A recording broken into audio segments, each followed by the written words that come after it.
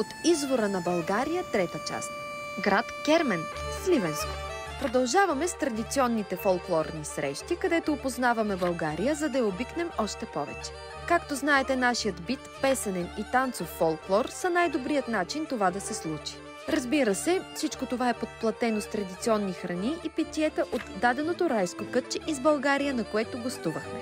Именно за това кръстихме нашата национална кампания от извора на България, защото посетихме различни места и черпихме информация директно от извора на даденото читалище или фолклорен танцов ансамбъл, с който се срещнахме, опознахме и не на последно място всички заедно се веселихме с българското хоро.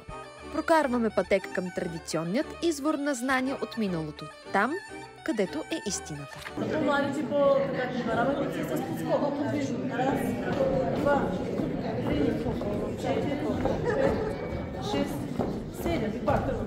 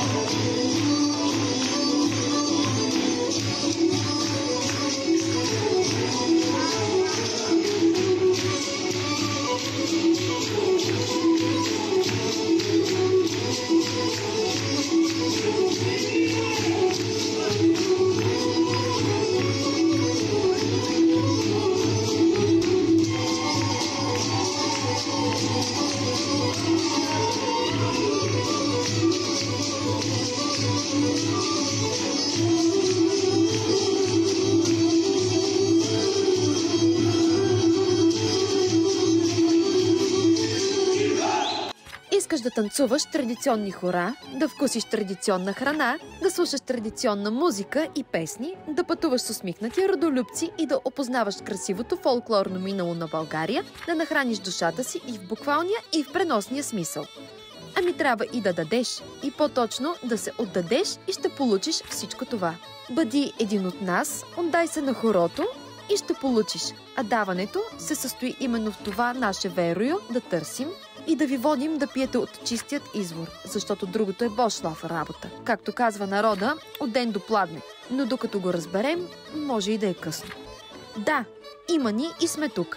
Точно така, както ги има тези хиляди изворчета, плискащи знания в нашата китна България. Някой просто трябва да ги открие, да отпие и да им вдъхне живот, за да не пресъхнат. Отново благодарим на поредното извърче, Народно читалище Пробуда, 1906 година, град Кермен, което отоли жаждата ни. Хайде със здраве и до скоро, приятели! Заповядайте при нас, клуб за български народни танци и хора от извора.